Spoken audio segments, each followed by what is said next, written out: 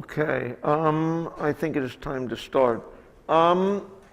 First, before we go into anything at all, I guess any discussions about the homework assignment, the backtracking program. How many people have working backtrack solutions that do something? I'm seeing a small number of people. Okay. How big, let's now, for all you people who have working programs, how many of you could do the examples with 5 subsets? Everybody, even more people than had working subsets before. How many people could do 10? How many could do 15? See a couple, one person, a couple people twitching. How many could do 20? How many could do 25? I see some people still claiming it. How many could do 30? Okay, I still see one arm up. How many could do 40? How big can you do? It just takes 2 minutes to do what? No, I just made it faster like 10 minutes ago, so I didn't get it. Okay, I don't know. So some people are claiming, which may or may not be true, that they're able to handle examples with like 30 subsets. Now the cases also fall into 2 different types. There's some that are easier. I think did I give a middle name? What were the names of the files I gave you? The names of the files should presumably have had what you call it, a size in terms of the number of edges and vertices in it, right? Was there anything else that I had? Was there any symbol that was different? Some of them had RD and some of them had K. That's because they were generated by different ways of generating them. I'm going to guess RD probably means something about random, and K means something like, I don't know what it means, okay? But it would not surprise me if some of your programs do better on one class of inputs than another, right? The goal we're looking for is one that you do well as you can on both, okay? Which usually means a better algorithm should generally do better on both, okay? Although you may find that it's better at one than on the other. Any question about that? Okay. Any other questions about the backtracking problem that people are coming up with? Again, my strong recommendation is you try first to build a very simple backtracking program, just to make sure that you know that you understand it. What would the simplest thing be?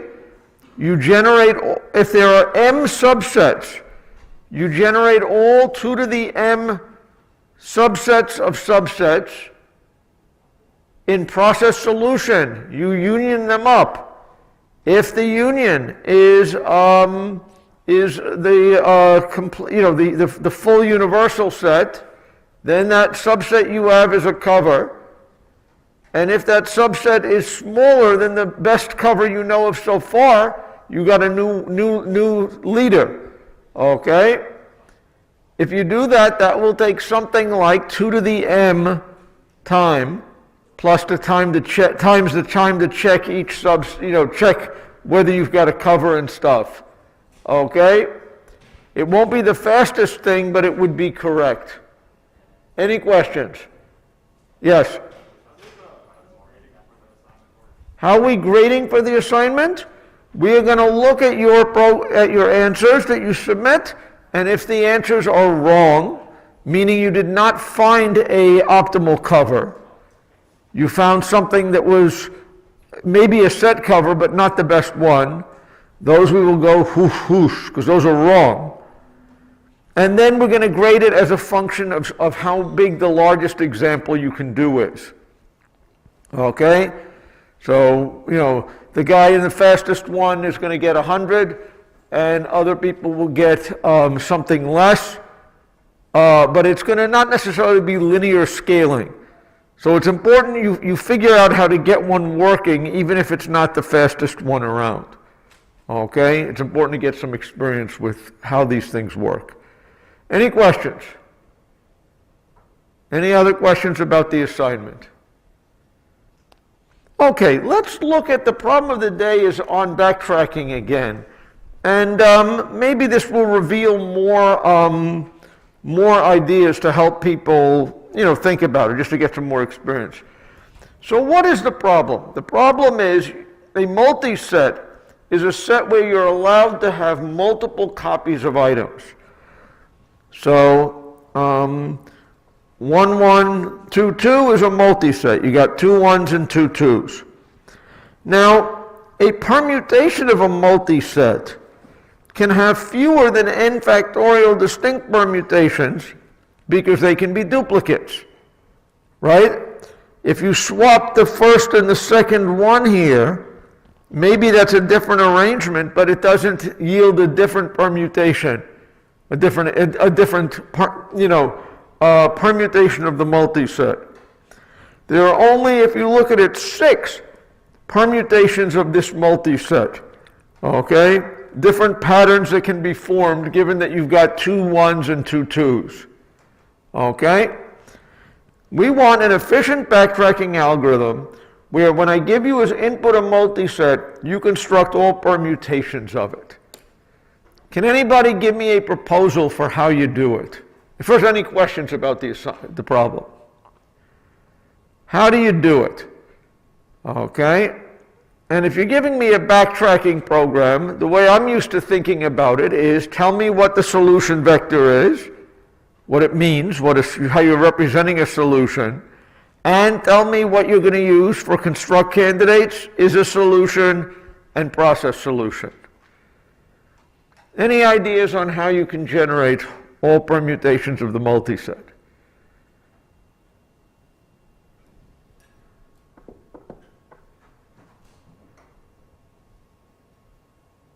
Okay, yes. My solution vector, which is an array of int. You're going to have an array, and what's the array going to indicate? The permutation. The permutation. You're going to build up the permutation one element by a time, right?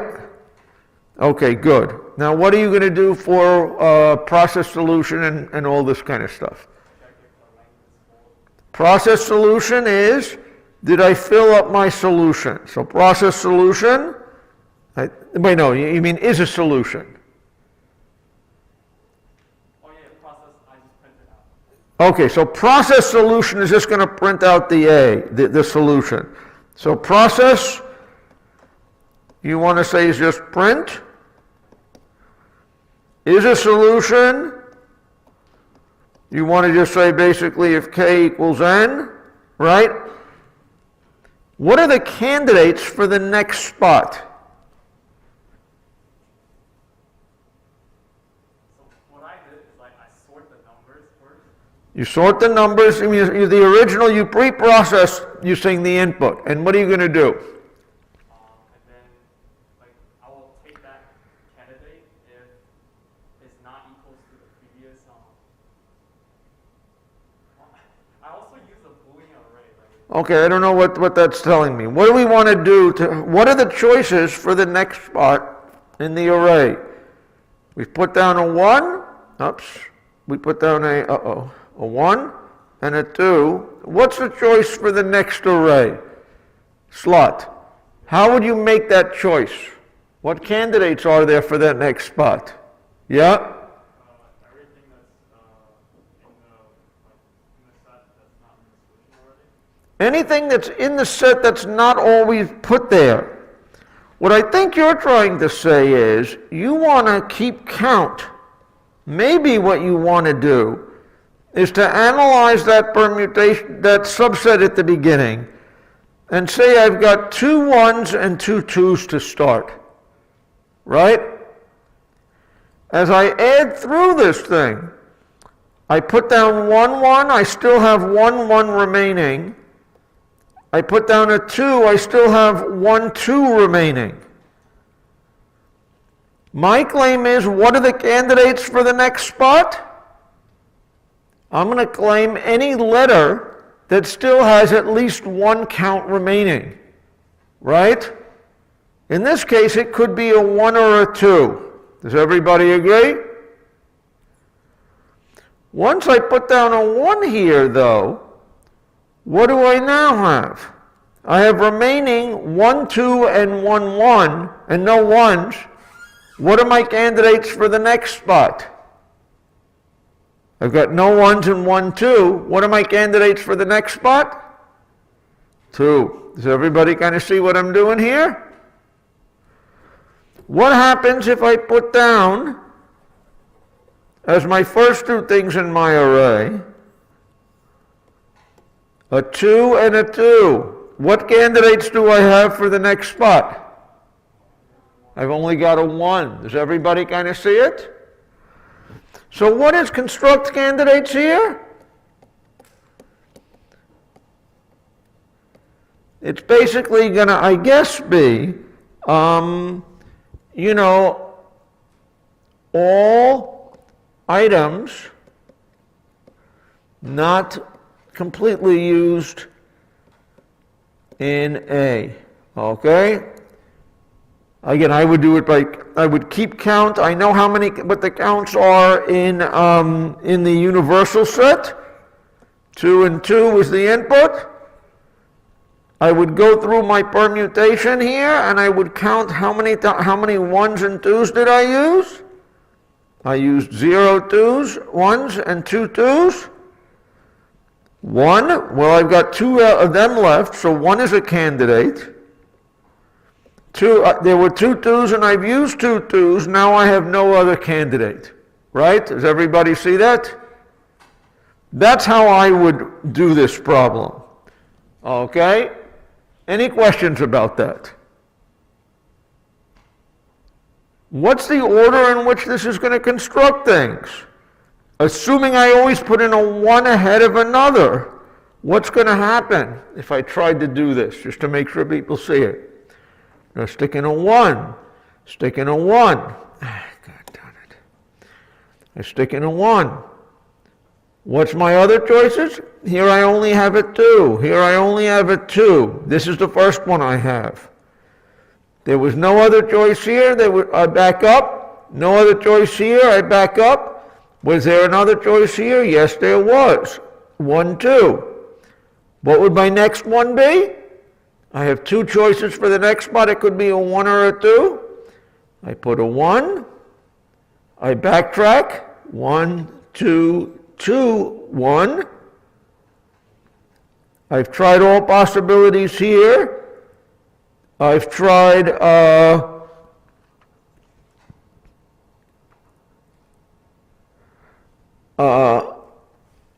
possible. Actually, hold on. What happened here? Let me do that again on the board because I'm a little confused now with what happened. Let's say my input was 1, 2, 2. What am I going to be building? I'm going to put down a 1, and I have a choice here of a 1 or a 2. My next choice, what am I have? I've got a choice of a 1 or a 2. I put down a 1. My next choice, once I've got this down, all I've got is a 2 and a 2, and that's what I'm going to put out first.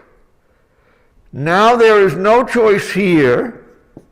There is no choice here. There is a choice over here, right? And I'm going to go put down a 2. If I put down a 2 over here, what is my choice? I've got a 1 or a 2. If I put down a 1, okay, my choice is a 2. Here is my second 1. 1, 2, 2, 1, right? When I backtracked, this was a choice. So I would have had a 1, 2, 1. When I backtrack, so I've taken care of 3 of them. Now I backtrack to here, and I have a 2 as my first choice. So when I put that down, that would have been a 2. I have a choice of a 2. Here I can have a 1 or a 2. Here I have a choice of a 1 or a 2. Here I have only the choice of a 2. That's my fourth solution. If I backtrack here, 2, 2, 1, is my, I believe, fifth solution. Or when I backtrack, this becomes a 2, and that becomes 1, 1. That's my sixth solution. Any questions about that? Is there any other way I could have done this backtracking problem? Okay. Let me suggest another possibility, just as something to think about. What I could have done, I guess, is construct all n factorial permutations the way that I did, we did when we talked about using permutations before, right? Once I have a permutation, I could interpret that as the indices of my array of candidates. I could then do what? I could conceivably store all the whenever I find a new solution, I could store it in a hash table, right? And then if I generate the same solution as before, I don't print it. I test, here's another solution, is it in the hash table? If it is, just keep moving. If it's not in the hash table, print it out and stick it in the hash table, so I only generate it once. Does everybody see that that would be a correct solution to this? Which solution is better? This way, or generating all permutations and testing for duplicates at the end and only printing out the unique ones? Which one is better? This one is the better one. Why? This is going to take time proportional to the basic, something like the number of solutions, which might be a lot less than n factorial, right? If I say how many permutations are there of the multiset 1, 1, 1, 1, 1, 1, 1, 1, 1, 1, this you guys could do by hand, right? There's only one, it's all ones, right? But if you construct all permutations and test at the end, it's wildly less efficient. Any questions? Any questions about backtracking in general? Again, by being clever about how you're constructing the candidates, that's where the money is on this assignment. Okay, any questions?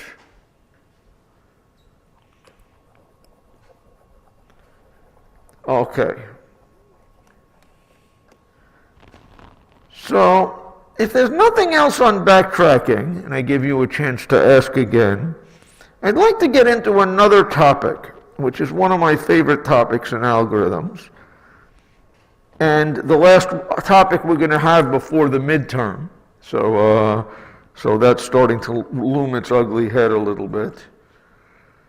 And this is the problem of dynamic programming.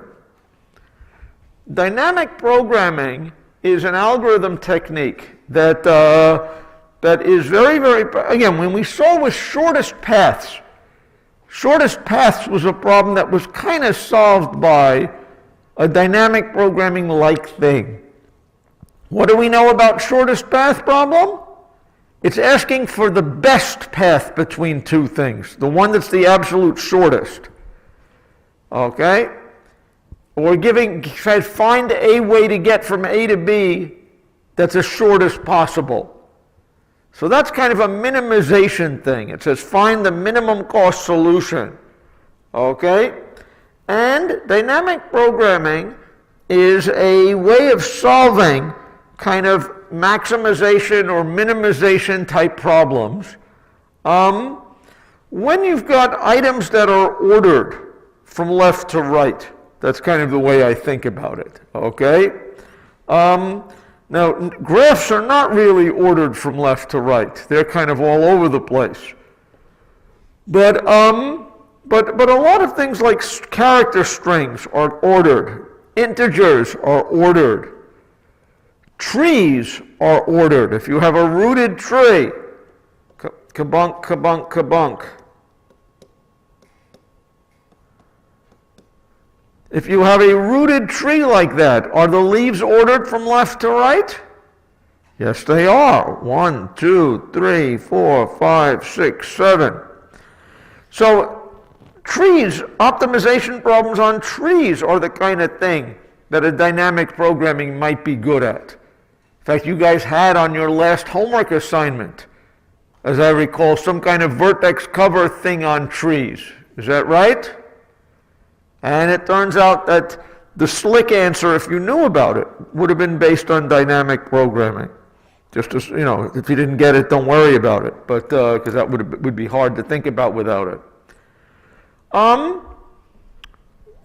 When we talked about Floyd's algorithm for shortest paths, that was a dynamic programming algorithm. What is a dynamic programming algorithm?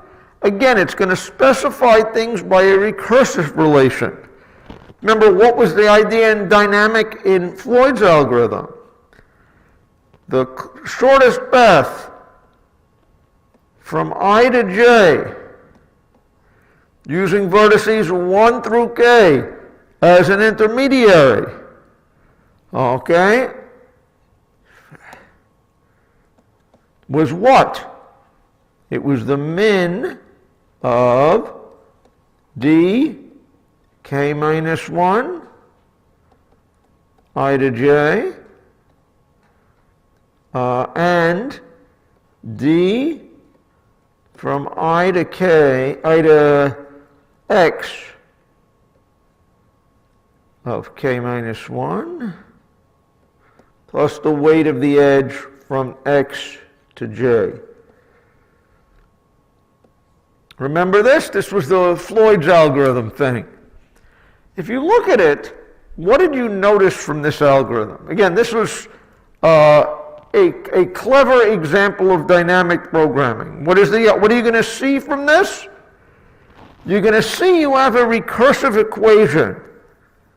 This is determined in terms of values that are smaller than it. The index of something is getting smaller on the right side. If we didn't have the index of one of the terms on the right side getting smaller, it would be an infinite recursion thing, as opposed to a recursion thing that's going down. Okay? So dynamic programming, once you understand it, it's very, very easy to kind of come up with the algorithms on the fly. If you know what you really know what you're doing. Okay, I'm not afraid to sit here and write these recurrence algorithms out on demand. But it takes a while of practice before you see how it goes. So we're going to try to be gentle here and show you a bunch of examples, and hopefully the idea or the magic is going to click on people. Any questions? Okay, what can I show you now?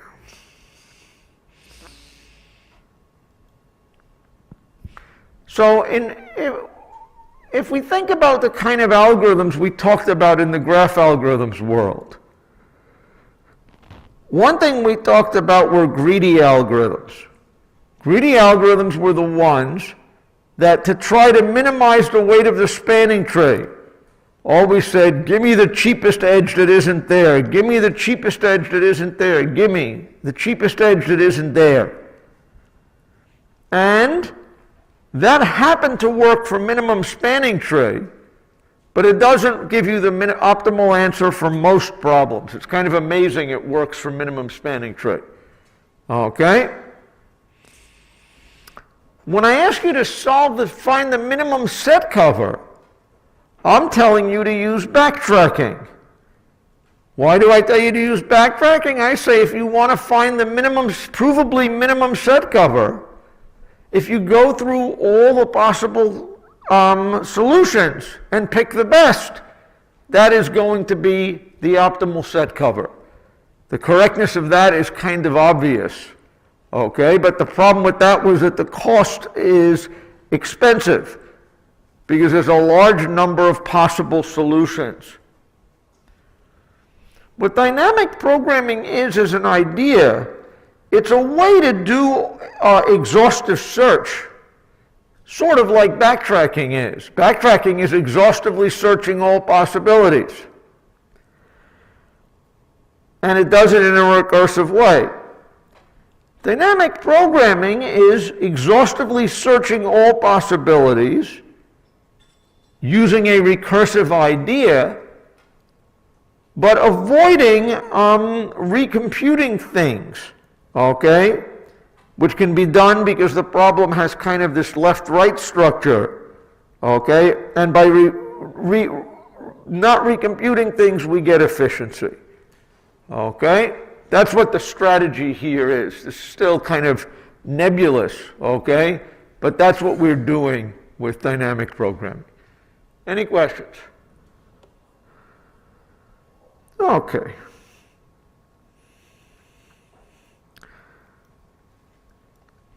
Now, the idea of dynamic programming is based very much on these idea of recurrence relations. How many people here saw equations like this somewhere in your life before? These recursive equations. Okay, how many of you, did they talk about it in 215? Yes, you saw it in 215, CSE 215. If you took a combinatorics class, AMS 301, you probably saw that there too. What are good things about recurrence relations? Recurrence relations are equations that are defined in terms of themselves. And recurrence relations are good because in some sense they're very short representations of a lot of different kinds of functions. Okay? Now, what does this equation work out to? If you look at a recurrence relation, you have an equation defined in terms of itself. The index is getting smaller on the right, because if not, this would loop in ways that are impossible to solve. But you also have a basis case. If you know that A1 is 1, and you know that A2 is A2 minus 1, or A1 plus 1, 1 plus 1 equals 2, A3 is going to be 2 plus 1, or 3, A4 is going to be 3 plus 1. This recurrence relation, I claim, really gets solved as being a to the n is equal to n. Okay? Does everybody see that in fact this equation here can be written, the answer of it is this. This is the solution to that. Okay? And it turns out for any polynomial, there is a way you can make a recurrence relation for it. You can also make recurrence relations for any exponential. Let's look at this thing. What do you get if a1 equals 2 and an is equal to 2 times a to the n? What is a2? a2 is going to be 2 times 2, or 4. What is a3 going to be? It's 2 times the previous term. 2 times 4 is 8. This is going 1, 2, 4, 8, 16, dot, dot, dot. Does everybody see that this recurrence relation, okay, turns into this as its solution? Any questions about that? Do people see that? Okay. You can also express weird functions using recurrences, very weird functions. Okay? For example, what do you get if you have the recurrence relation a of n equals n times a to the n minus 1 for the basis case of a of 1? For 1, we get 1. For 2, we get 2 times the previous value, or 2. For 3, we get 3 times the previous value, or 3 times 2, it's 6. For 4, we get 4 times the previous value, we get 24.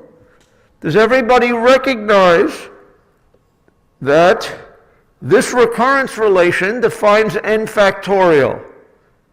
Right? Does everybody believe that? Now you may say, I don't think n factorial is that weird. I have seen n factorial before. How weird can it be? Well, n factorial is a weird function. Does anyone know what 2.5 factorial is?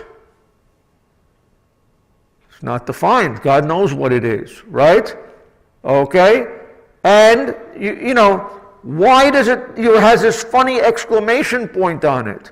What can you do with the exclamation point in math? Okay, there's no, it's not like a multiplication or anything like that. It's just kind of a name of a function because it occurs a lot. Bottom line, all kinds of functions can be expressed by recurrences. And more functions than easily have names. Okay?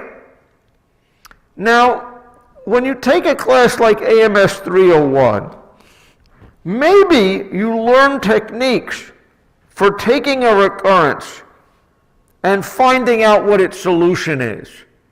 You probably had to do that in a, in your, when you were in your combinatorics class, right? Did anyone solve the Fibonacci numbers and get this square root of 5 thing and all that kind of stuff? Okay? That requires smarts. I don't want us to do something with smarts. What I want us to observe is that if I give you, forget about what the solution is as a closed form. If I give you the recurrence and I give you the basis cases, you can write a program that evaluates the recurrence, even without a closed form. We're not trying to solve things this way. This way means I know what the function is doing. In dynamic programming, I'm going to be trying to write a program that takes a recurrence and the basis cases and gives you what the answer is for that particular value of n, that particular case. Okay? Any questions about that? Okay, any questions? Okay, let me blow this away.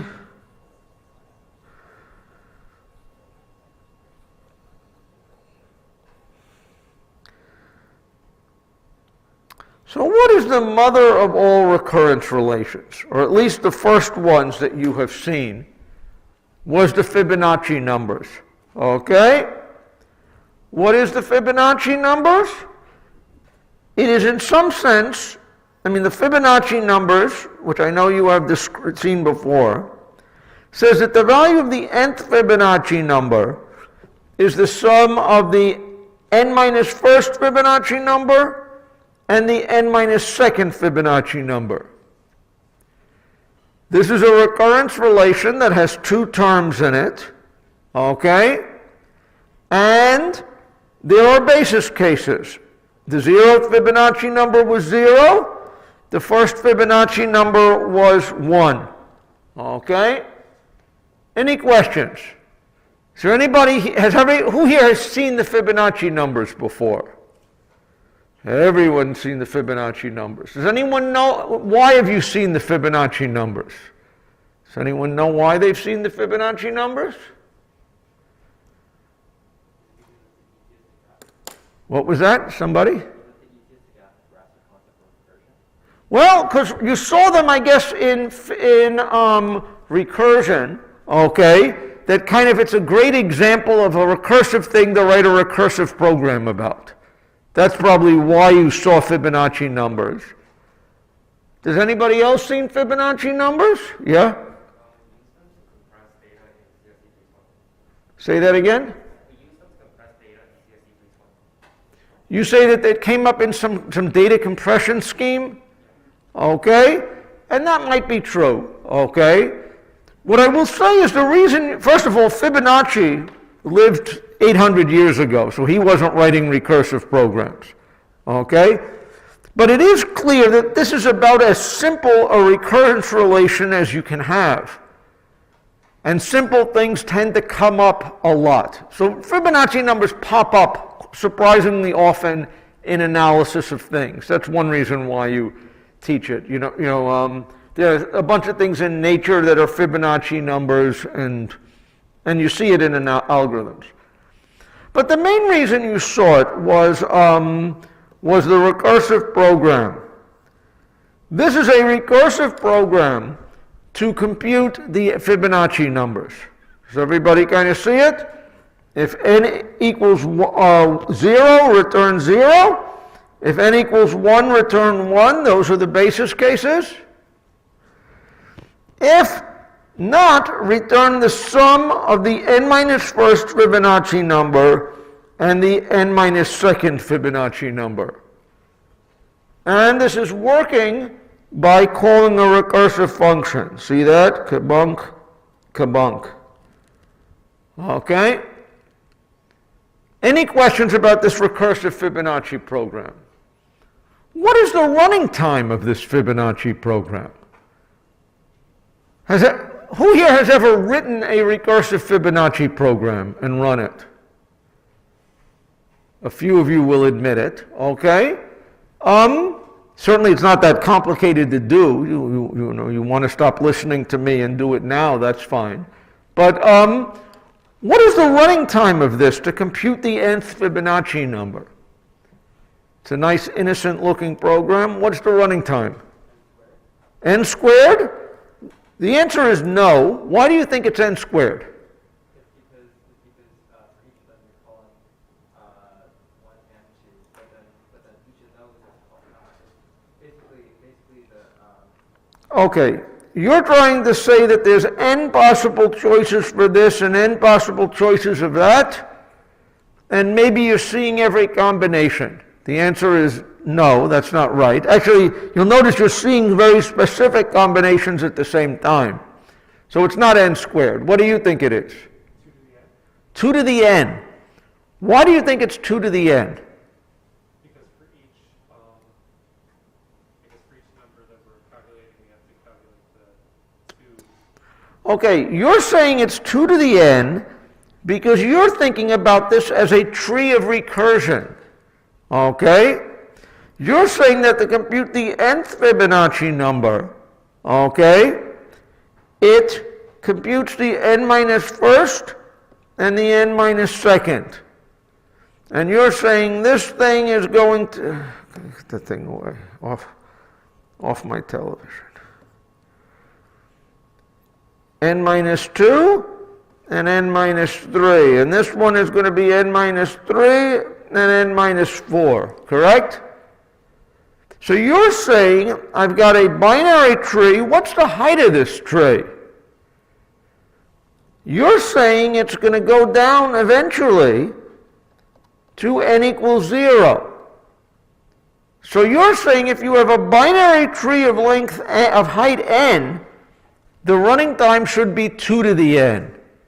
Okay? Does everybody see where he's coming from there? Any questions about that? No, actually, that's kind of close. That's in the ballpark. That's an upper bound. There's no question that it's big O of 2 to the n. The 2 to the, it's less than 2 to the n. It's less than or equal to 2 to the n. The truth is it's actually a little different than that. Why?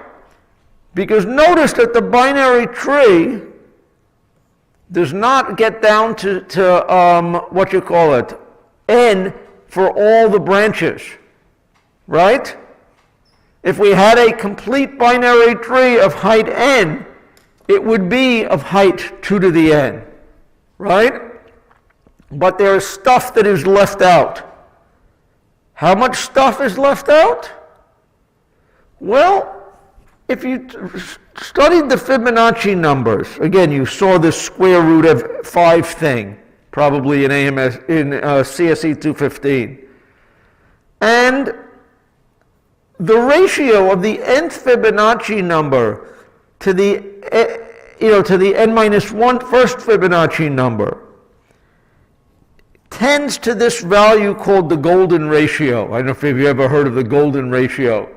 It actually, maybe it defines how big a television set could be, the height versus the width. It's sort of an interesting property. But bottom line, if the ratio of successive numbers is right, this means that f of n, the nth Fibonacci number, is approximately 1.61 to the n. Not exactly, but approximately. And if you think about this tree, okay, every one of its leaves is either 0 or 1. Fib of 1 is 1, fib of 0 is 0. 1, 1, oops, 0, 1, 1, 0. The nth Fibonacci number is kind of summing up in the tree all those ones. Where do you get that value of 1.6 to the n? Well, you get it by summing up 1.6 to the n ones. And so you've got a tree where the number of leaves is at least 1.6 to the n. And in a binary tree, the number of leaves is approximately equal to the number of internal nodes. So the real runtime is actually the golden ratio to the n, or about 1.6 to the n. Any questions? Okay, so that's a nice piece of trivia. One thing I will encourage you to do, if you've never written a recursive Fibonacci program, is go ahead and write one, and run it. And what you will see is the same thing that's happened on your, going to happen on your backtracking program. You say, what is the 10th Fibonacci number? You hit bunk, it'll come back immediately. Bloop. What is the 20th Fibonacci number? Bloop. What is the 25th Fibonacci number? It's going to hit a wall. And the reason is because it's an exponential time computation. Does everybody kind of see that? And that means that eventually, for some n, 1.6 to the n is a big number. And you don't have that many milliseconds that you're willing to sit there and wait for your program to run, and it will go into vapor lock. Any question about that? Any questions?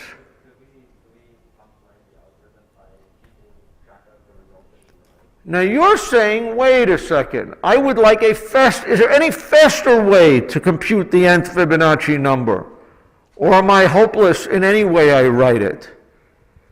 And the answer you're thinking is, yeah, I can write a faster Fibonacci program, right? What is the idea behind writing a faster Fibonacci program? You were saying go left to right or something like that? I don't know, what were you saying? Keep track of the smaller values. What you want to do is to avoid recomputing the same thing over and over again. If you look at this here tray, what do we know? See all this work over here? That's being used to compute fib of 4. Why is that a lot of work? Well, notice you computed fib of 4 here. If you just stored that value, you knew what this was. You didn't need to recompute it here again, right? And the same thing happens here. If you knew what fib of 3 was, you could have used it here and saved all that work. So what is the idea that we're getting towards?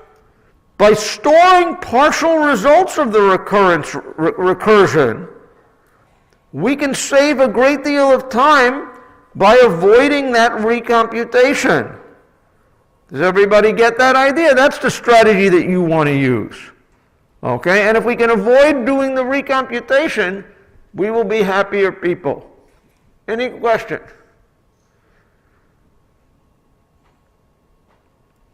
So there is a technique that is closely related to dynamic programming called Memoization, which is to augment your program, recursive program, still build a recursive program, but store up results and look to see if you know the answer before you actually do it.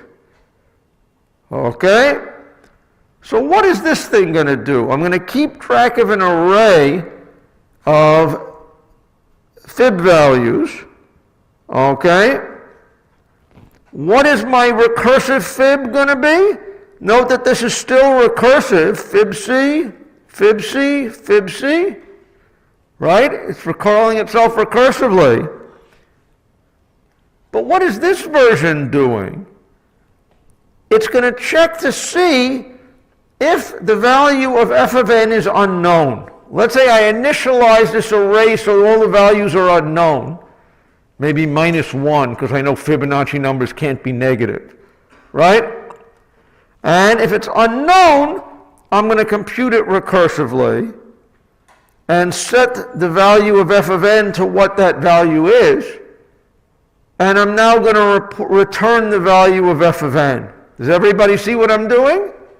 I'm going to try to save recomputation by storing things the first time I compute them and use them instead of recompute them. Any questions? If I do that, what else do I need to do? Here's the rest of my program, my driver. I'm going to set my initial conditions are fib 0 and f1. Every other value is unknown. Compute fib sub nc. Any questions? What is the running time of this version of Fibonacci? Yeah? O of n. Why is it O of n? Okay. Well, what's going to actually happen on this? This is going to be a little bit interesting. It is order n, but exactly how it's doing the computation is going to be a little bit different. What's going to happen here? You're going to call fib of, let's say I want to know what fib of 4 is. What am I going to do? Do I know what fib of 4 is? No. I'm now going to say, compute me fib of 3. Do I know what fib of 3 is? No. I'm going to store that up, and that's going to say, do you know what fib of 2 is? No, I don't. Do I know what fib of 1 is? And the answer to that one is yes, I do. That's a 1, right? The other side here is going to be what? Fib of 0. Do I know what fib of 0 is? 0. Now I get back here. Do I know what fib of 2 is? I absolutely know what that's to. That's equal to 1. And now I know what fib of 2 is, right? Fib of 3 is going to say, what is fib of 3? It's fib of 2 plus fib of 1. Fib of 1 I already know is 1. 1 plus 1 is 2. And now I know fib of 3, right? Fib of 4, what am I doing? Fib of 4 is now going to be fib of 3 plus fib of 2. Fib of 2 I now know is 1. So this is going to be 2 plus 1 or equal to 3. Does everybody see what happens? If I use memoization, I still have a tree, but it is a long, skinny tree. Does everybody see my recursion tree? Long and skinny. And it's going to have height n, but it's not really going to have any branching on it. Okay? But my evaluation is going. If you think about it, I'm going from the beginning. Bunk, bunk, bunk. Bunk, bunk, bunk, bunk, bunk, bunk, bunk, bunk, bunk, done. Okay? Any questions about that? Okay. So the good thing is if you look at this, I've got a total of n nodes. I have spent order n time on it. A constant time per node. Okay? Therefore, it is going to be order n total. That's kind of the argument. But it's a little hard to reason about that. The good thing is, by storing it, I'm not going to make those mistakes. I will probably be able to argue that something about its efficiency, but it's not clear how to do that exactly. Okay? Any questions about memoization? Why it is a good thing to use on recursive programs? Now, does anybody here writing a recursive program for their homework 4?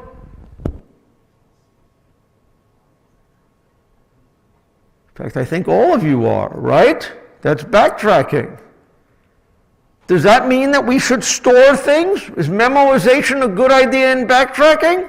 We store things to avoid recomputing them? And I've seen some people say no. Why is it not a good idea? Because you're never seeing the same thing twice. That's what the difference is between Fibonacci and your backtracking. When you're calling backtracking, it's a recursive program, but the arguments are differing every single time. So there's no recomputing, so there's no reason to save it up, right? Does it pay for you to save all your old homeworks from other classes in the hope that someone in your next class is going to assign the same homework? The answer is no. The courses are all different. The papers are all different. The answers are all different. But if you have a recurrence where you're going to be recomputing something over and over again, then it pays to store it, and that is memoization. And that can be a very, very good idea, even if you can't figure out dynamic programming, which I talk about later. Okay? But does everybody see how this works? This is a general technique that if your recursive thing is going to call functions repeatedly, you can get almost all the savings that way. Any questions? Yes? I have a question, like, is memoization a part of dynamic programming, or is it a type? Is memoization a part of dynamic programming, a type of thing? I would say, again, first of all, what you call something is a strange thing. So it's a math thing. What you call it is human people calling it something, right? I would say that memoization is in some sense dynamic programming without enough understanding of the problem to see what the real structure of it is. Okay? So you might say it's a poor man's dynamic programming. Okay? But I'm going to try to teach you the real thing, which is going to differ in that we're not even going to use recursion at all. Notice this thing is still recursive. I am going to take your recurrence relation and I'm going to get rid of the recurrence. Okay? And that is what the dynamic programming way of looking at these things are. So in some sense it's quite different. Okay? Any questions? So what is the dynamic programming way? This is how I would compute the Fibonacci numbers. And I guess if you guys were not in a programming class trying to teach recurrence relations, you would probably try to do it this way too. We have our array f, okay? We say f of 1 equals f of 1 equals 0, f of 0 equals 0, f of 1 equals 1. Now, instead of like recursion going from the top down, let's look from the bottom up. We know what f of 1 is and f of 0 is. Therefore, we can now compute what f of 2 is.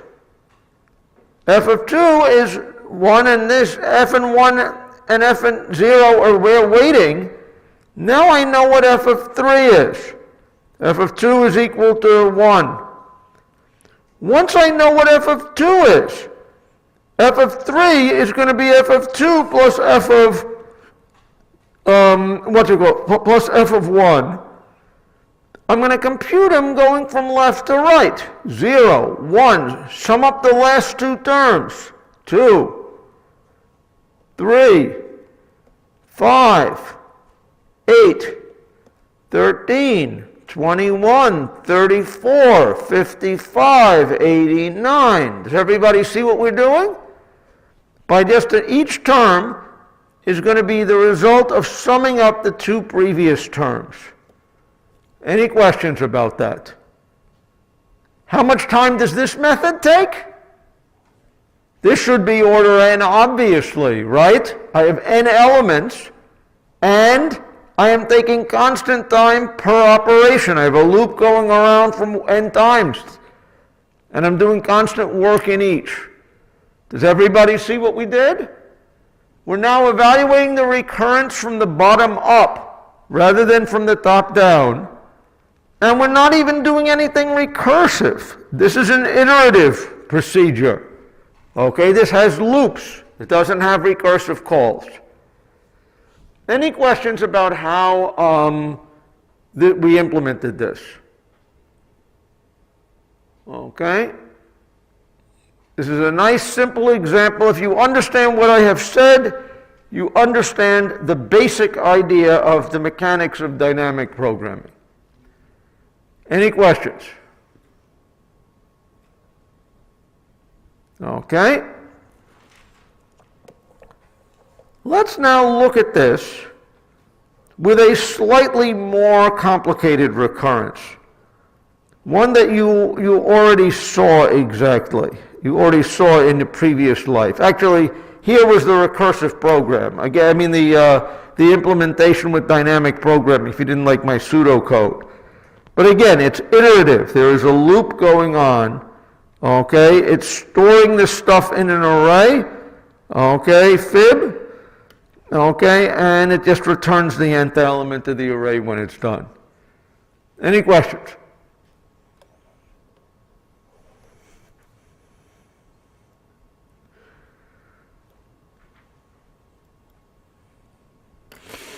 So what is the idea of dynamic programming in general? We first need to have a recursive program. Ideally, a recursive program specified by a recurrence relation. Okay? And then see that this recurrence relation is computing the same problems repeatedly. Okay? If the same problems are being computed repeatedly, then if we store them instead of recomputing, okay, then we are in business. Okay? And so that's kind of the spec. First, see, can I come up with a recurrence that defines what I want to compute? Then, figure out how to solve it by storing answers in a table instead of recomputing it. And then that's dynamic programming. Any questions? So let's look at another thing that you might have talked about in C215 or AMS 310 or high school, if you had any of these three. Okay?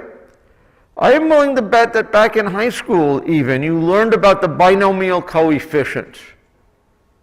What were the binomial coefficients? The binomial coefficients are these numbers n choose k. Okay? N choose k governed how many ways are there to choose a subset of k things out of n things. That was the binomial coefficients. Right? And there's all kinds of things that binomial coefficients count. Let's say you guys wanted to form a 5-person committee from people in the class to complain to me about the homework. How many possible ways are there to do that? Well, there are n people in the class. If we want to form a 5-member committee, we want to know how many ways are there to choose 5 things out of n. That is what we mean by n choose k.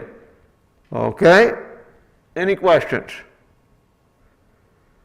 And the binomial coefficients come into play in many other counting problems. one that's interesting is,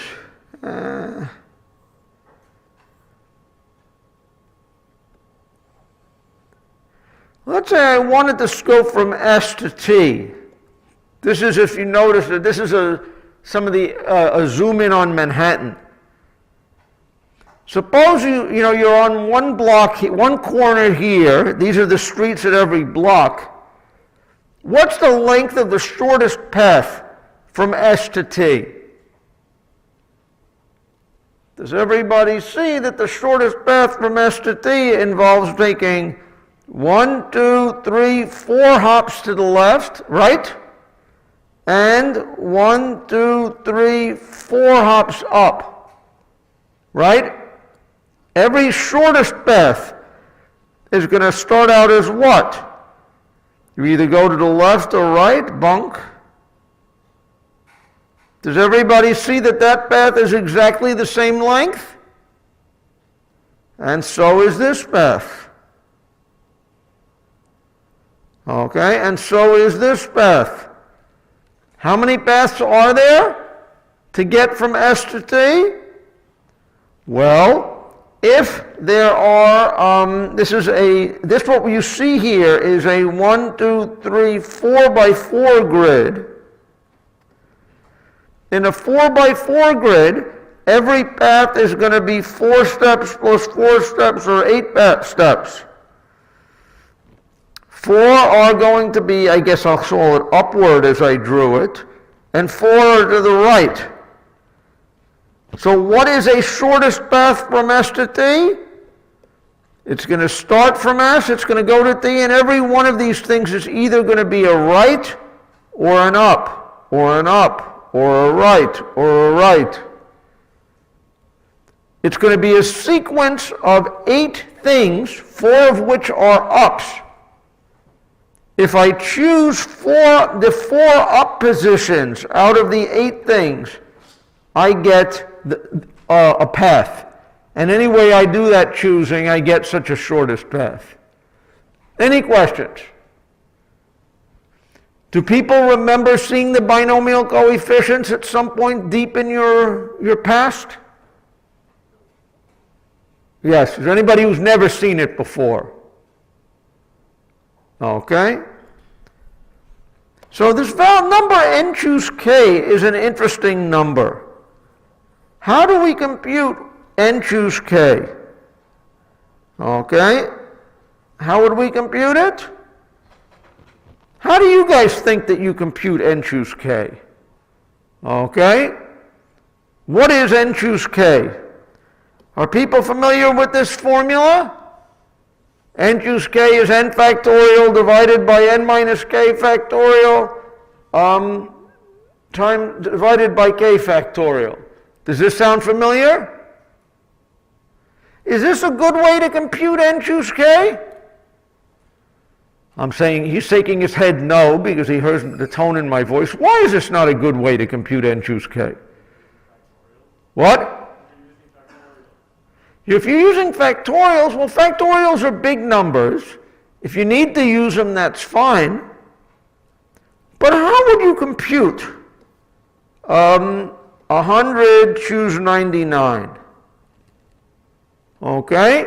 If we use this formula, what are we going to do? We're going to start by computing 100 factorial, right? What is 100 factorial? Big number. Okay? What is n minus 99 factorial, which is over here? What is that? A big number. 1 factorial, that I can deal with, right? That's 1, okay? But does everybody see that I could compute 100 choose 99 very easily? What's 100 choose 99? 100. Do I need to compute the factorials? The factorials are going to blow the precision on any numerical thing you compute. This is not a good way to compute n factorial or n choose k because it's going to build big intermediate numbers that you're later going to make go away. Yeah? Let me try doing the big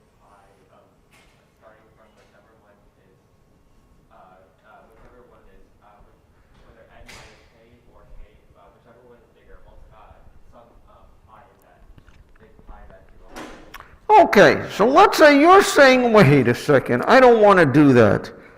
What if I wanted to do it, maybe if I just didn't multiply these guys out in the first place, or I canceled them in the right place? Turns out that's very hard to do that cleanly. Okay, I agree with you that you can loop through this, but you're still dividing it by that big K, right? So let's think, what is 100, choose 50? Now that is a big number, but it's still a lot less big than you're going to get by starting to compute 50 factorial, or 100, the product of the first 50 terms of that. Okay? Is there any other way to compute n choose k? In high school, your teacher taught you a faster way to compute, a better way to compute n choose k. Does anyone remember that? Yeah? Is it the Pascal's triangle? It is Pascal's triangle, right? What was Pascal's triangle? Your teacher probably tried to keep you busy computing this. Said, go compute this, and that way you didn't have to teach for the rest of the class. What was it? Remember what Pascal's triangle was? It was saying that you basically would build the next row of Pascal's triangle by doing what? The outside was going to be a 1 on each side. Each value was going to be what? The sum of the two elements before it?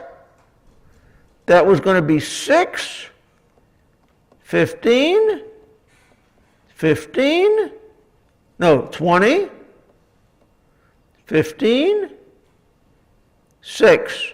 Does everybody remember that experience? Let's go make that there, 20. Right? What is, let's say,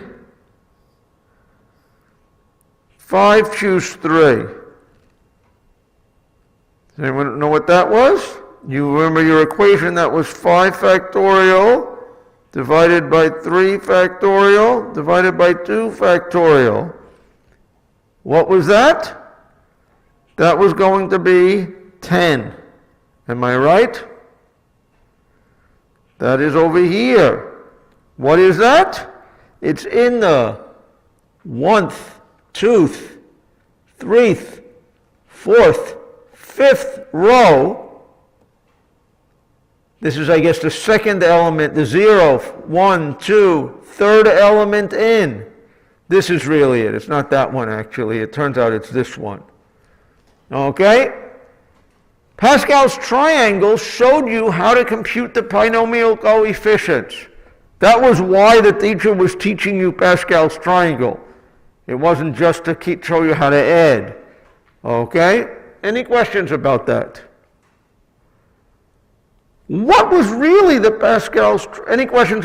People remember Pascal's triangle? Some level of remember? What was the interesting point of this? Why does it work? The reason was Pascal came up with the following recurrence relation. Okay? Pascal said that n choose k, the number of ways of picking k things from n things, was what? Okay? It was any way you pick. Basically what Pascal said was the following. Any way you pick 5 things from 10 things, either it's going to include the biggest value 10 or it won't. If it does include the biggest value n, how many ways are there to finish the job? You need a committee of size k. You've got the biggest element n. To finish the job, you've got to pick k minus 1 other things from the numbers 1 to n minus 1. This is to finish. This is if we include n. If include n, If we don't include n in our subset, how many are there? Well, we still have to pick k things out of the n minus 1 numbers from 1 to n minus 1. This is with n, this is without n. No n. Yes, n. And any subset either has n or it does not. This is the idea that Pascal had. This is the recursive equation that Pascal had. Any questions about that? Do people see why this works? This is a clever argument. A question like, I don't see why that works, is a good thing. You don't see it. Okay? How many ways are there of picking a committee of 1, 2, 3, 4, 5, where k equals 3? How many ways are there of doing it? You told me 10? I don't know. But what I do know is any committee of this size either is going to include 5 or it doesn't.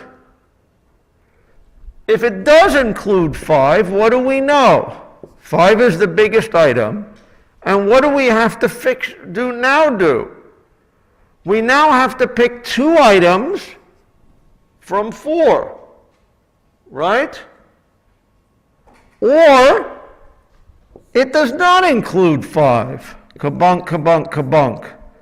In which case we have to pick 3 items from 1 to 4. Does everybody agree? That is exactly what Pascal is saying here. Every solution either uses the largest number or it doesn't. If it uses the largest number, you've got to fill the other k minus 1 spots with numbers from 1 to n minus 1. If you don't use the largest number, you have k slots to fill, also from n to n minus 1.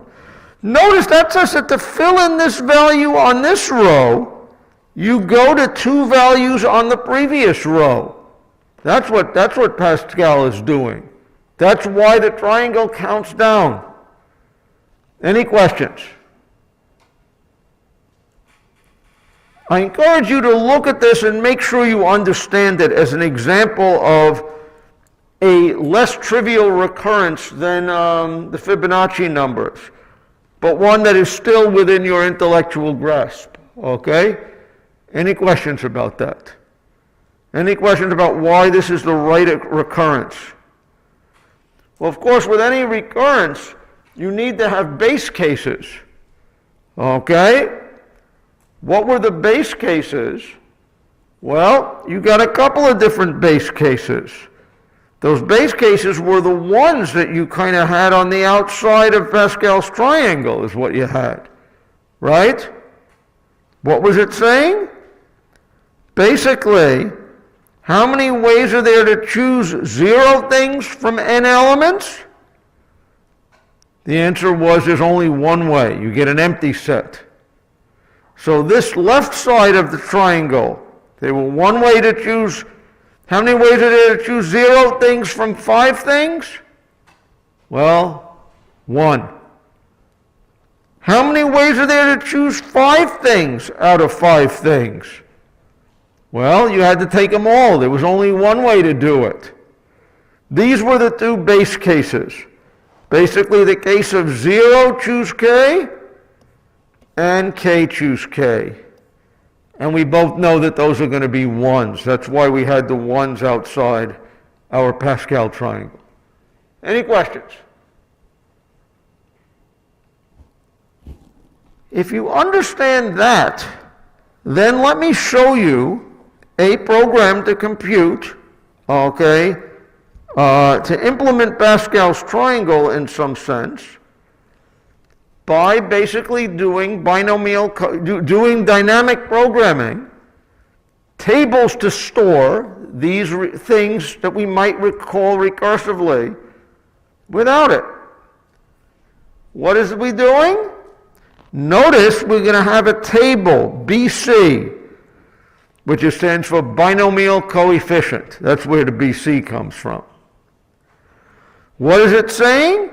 You're going to give it for a particular n and k, It's going to say, start out by taking your table and initialize the ones here and the ones there, right? Initialize it for the case of I0, it's going to be equal to 1. For k equals k, kk, or jj, or when the two upper and lower indices are the same, that's also a 1.